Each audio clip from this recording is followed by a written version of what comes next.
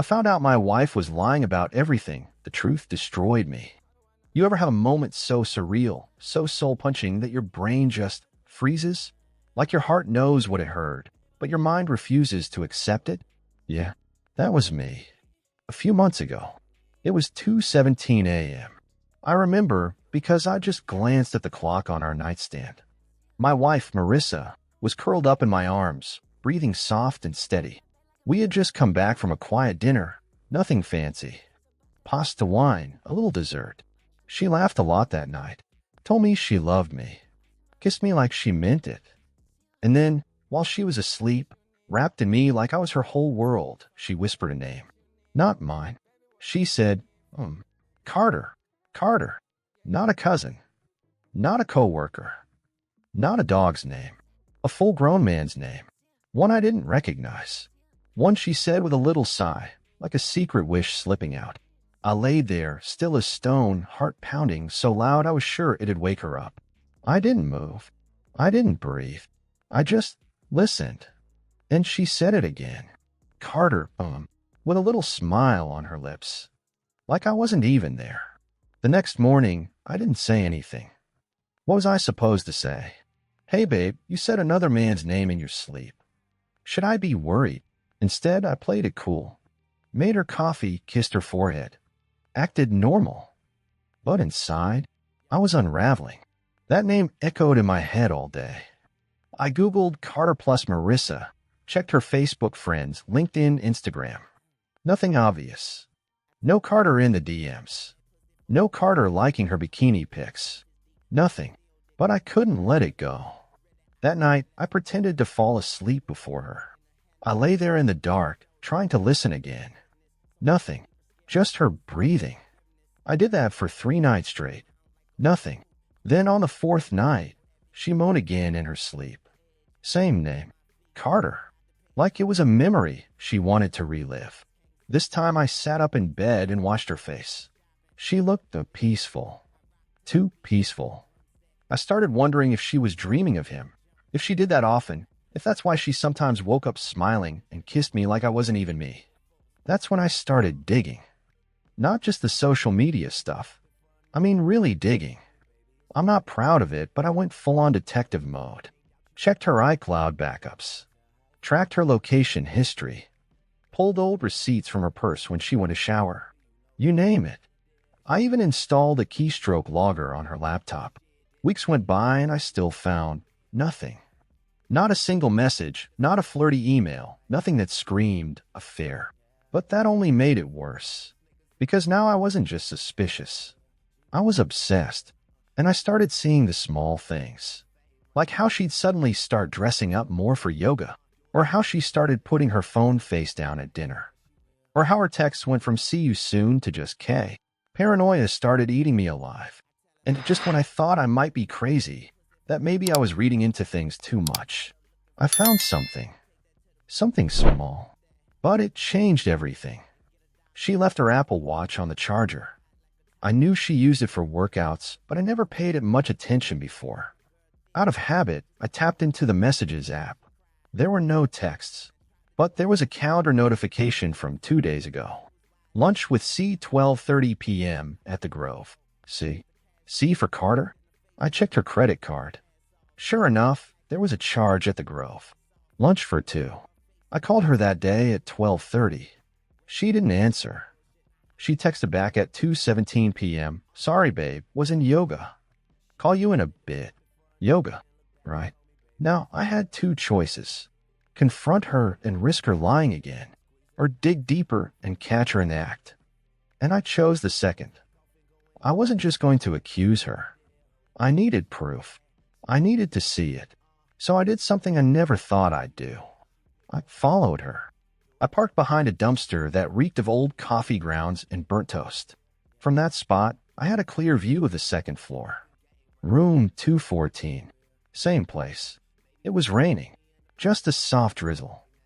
The kind of weather that makes everything feel like a movie. And I was the main character in a film I never asked to star in. Marissa pulled in, umbrella over her shoulder, hair straightened. She wore the same gray coat she wore on our first anniversary. The one I bought her. Said it made her feel elegant. Now she was wearing it for him. I had already bugged her car. The voice recorder was armed. Her phone location was pinged. But this time, I had something better. I rented the room next to theirs. Room 213. I got there an hour early. Told the front desk I was on a business trip. Needed peace and quiet. The clerk barely looked up from his phone. The walls were thin, like paper. I could hear muffled TVs, couples arguing, a baby crying 2 doors down. So when the door to 214 opened and I heard her voice, Marissa's voice, through the wall, it was like a knife through my ears. She laughed. She laughed, man. Not the fake polite chuckle she gives to coworkers. I mean the full, belly-deep laugh that used to be mine. Then I heard his voice. Carter. Smooth. Confident. Like he owned the room. Like he owned her. I pressed my ear to the wall. And what I heard next still messes with me. He said, "Your husband's still clueless?" She laughed again. Totally. He thinks I'm at my mom's. They both laughed. Then a pause. Then kissing sounds. Clothes rustling. The squeak of a bed frame. I backed away from the wall, hands shaking. I felt like throwing up. She was moaning now. Soft at first, then louder.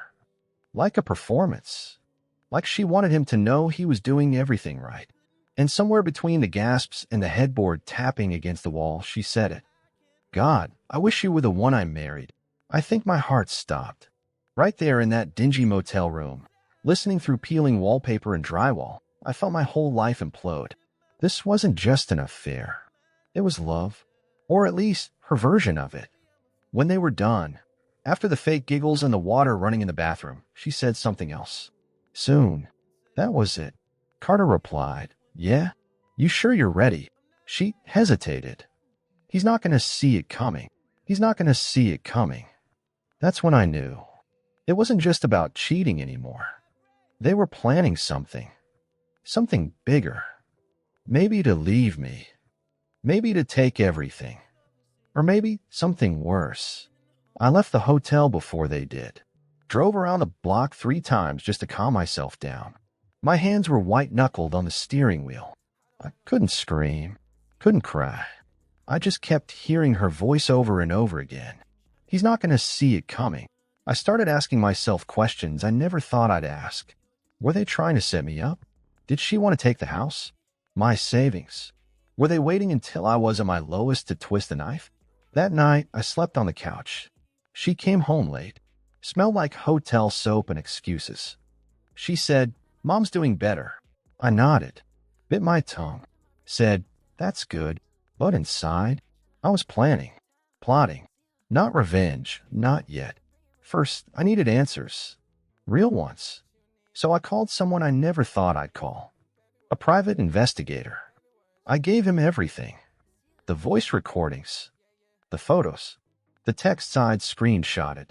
Even the address of the hotel. And then I asked him, find out who this guy really is. Because here's the weird thing. No last name. No social media. No digital footprint. Carter didn't exist in the ways people usually do. And that scared me more than anything. The PI said he'd be in touch in a few days. But I didn't have to wait that long. Because the next morning, something insane happened. I got a letter in the mail. No return address. Just one line written inside.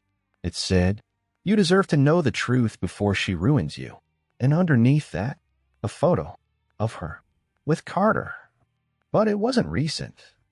It was years ago, before we even got married. Following your wife is something you never imagine yourself doing. It sounds crazy, desperate, but when your gut is screaming that something's wrong, you listen. That Thursday, Marissa said she had another yoga class, 11:30 a.m., same as the day she met C for lunch. She left wearing leggings and a light hoodie, hair tied up, yoga mat in the back seat. Real convincing. But I was already parked down the street, engine off watching. She didn't drive to the yoga studio. She went the opposite direction. I kept my distance, heart racing the whole time. I'm talking sweaty palms, shallow breathing, like I was doing something illegal. And in a way, I was. She pulled into the parking lot of a small upscale cafe near downtown. I parked across the street. She got out, smoothed her hair, checked herself in the mirror like it mattered, and walked inside. No yoga mat, no workout gear, just her and her lip gloss. And 2 minutes later, a man walked in. Tall, fit, maybe early 30s. Clean cut, black polo shirt, gold watch.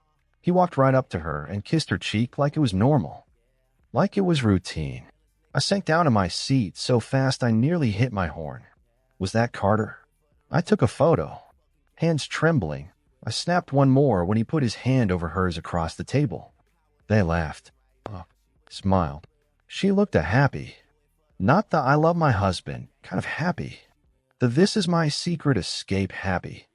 I wanted to burst in there and flip the table over. Scream. Confront them. Ask who the hell are you and what does he have that I don't? But I didn't. Instead, I waited. Burned the image into my brain like a brand. They stayed for nearly an hour. Then they stood up, hugged. No kiss this time. Too risky, maybe. They walked to the parking lot. Different cars. But here's the thing. She didn't go home after that. She didn't go to yoga either. She drove to a hotel. A cheap one. One of those roadside joints with hourly rates and dusty windows. I followed. She parked, sat in her car for 5 minutes. I parked at the gas station next door and waited. Then he pulled in. Same black polo. Same smug walk. She got out of her car, looked around like she was checking for ghosts, then followed him into room 214. And that's when the world stopped spinning. Because it was real now. I wasn't crazy. I wasn't paranoid. I was living my worst nightmare. They were in there for an hour and 15 minutes. I know because I watched the clock like a prisoner counting seconds. I didn't cry. I didn't scream. I just sat there, stuck between heartbreak and hatred, wondering how the hell the woman I married, the one who swore I was her forever, could be in there with another man. And here's where it gets worse. That night, she came home like nothing happened. She kissed me on the cheek, asked if I wanted Thai for dinner, laughed when I made a stupid joke. She held my hand on the couch. I just stared at her, trying to figure out how many times she's done this. How many nights she's kissed me with his scent still on her. But I didn't confront her. Not yet, because I needed to know everything. I needed her to bury herself in the lie deeper and deeper until I could pull the rug out from under her. So I started playing the long game. I bought a cheap voice recorder, hid it in her car under the seat, installed a tracking app on her phone when she left it charging, checked every receipt, calendar event, even phone call logs. And the next time she met him, yeah, there was a next time, I was ready. She told me she was going to visit her mom. She even FaceTimed me from the road. Just her face, smiling. But the location, the hotel, same one. Only this time I wasn't watching from afar. I was parked right outside the room. And I recorded everything. What happened next? It didn't just break my heart. It changed me. Forever. I must have stared at that photo for a full 10 minutes, trying to process what I was looking at. It was Marissa. But not my Marissa. Not the woman I married. She looked younger. Hair a little longer. No ring on her finger. She was in a sundress, standing next to a man, Carter, on what looked like a beach. Sunset in the background. Smiling. His arm was wrapped around her waist like it belonged there. And she didn't look guilty. She looked happy. The kind of happy you don't fake. There was something scribbled on the back of the photo in fading black ink. Virginia Beach. Summer 16. Summer 2016. We met in September of 2016. So what? She knew him before me. I flipped the photo over again and again, as if something new might suddenly appear. I felt like my reality had been rewritten. Because if Carter was her ex, if he came before me, then this wasn't just cheating. This was history. This was unfinished business she never told me about. I couldn't stop thinking about it. That day, I barely made it through work. I kept checking my phone like the private investigator might call with a bombshell update. Then he did. Around 4:43 p.m., he called. Voice low, serious. Mr. Blake. I looked into Carter. Yeah, there's a reason you couldn't find him online. He goes by a different name now. Carter's his middle name. Real name's Daniel Carter Mason. I jotted it down. So what does that mean? Means he's got a record. Sealed juvie stuff, some minor adult offenses. But here's where it gets interesting. I waited, heart pounding. He and your wife, they dated for over 2 years. On and off. He moved away in 2016. She filed a police report against him a week later. Claimed he harassed her, wouldn't leave her alone after the breakup. I froze. What? Yeah. But the charges never stuck. No arrest. But it's in the system. So, why is she with him now? The PI paused. That's the million-dollar question, isn't it? That night, I couldn't fake it anymore. I sat across from Marissa at dinner and just stared at her. She told me about her work drama, laughed about a new intern. But her voice sounded different now, like I was hearing a stranger in my wife's skin. I asked her, "Hey, did you ever go to Virginia Beach?" She blinked. What? Virginia Beach. Back in 2016. She hesitated. Just for a second. But I caught it. Oh. Yeah, once. With some girlfriends. Did you ever date someone named Carter? She actually laughed. Where's this coming from? No, that was it. I had heard enough. I stood up, walked to the bedroom, grabbed the photo, walked back, slapped it down on the table. She froze. Color drained from her face like someone had flipped a switch. And then she whispered, "Where did you get that? Not what is this? Not that's not me. Just, where did you get that? That told me everything." What is this, Marissa? Who is he really? She sat down slowly, like her legs forgot how to work. Her voice was low, flat. We were something. A long time ago. It ended badly. You said you didn't know him. I lied. Yeah. No kidding. She looked down at the photo, almost like she missed it. Like it brought her back. Why him? Why now? She didn't answer. Instead, she whispered something that chilled me to the bone. You don't understand. You were never supposed to find out. I leaned in. Find out what, Marissa? Silence. Tell me. She looked up and finally said, "Because he's not just an ex. He's the father of my first child." My breath caught in my throat. What? I had a baby. Before I met you. I gave him up. You what? I didn't tell you because it was part of my life I wanted to forget. He, Carter, wanted to keep the baby. I didn't. He blamed me for everything. We fought. It got bad. She looked away. He left town. I thought that was the end of it, but now he's back. She nodded. And you're what? Getting back together. Planning to leave me for him. She didn't answer. So I asked again, "Are you in love with him?" Her voice cracked when she said, "I don't know." That hit harder than any confession. Because I don't know means maybe. I walked out of the house that night. Just left. Keys, phone, everything. I drove around for hours. I didn't cry. Didn't scream. I just kept seeing that photo in my head. Kept hearing her voice. He's not just an ex. He's the father of my first child.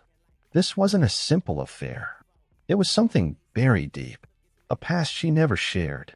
A truth she tried to erase until it came back. And now it was just collateral damage. Or so I thought. Because what happened next made everything before look like child's play.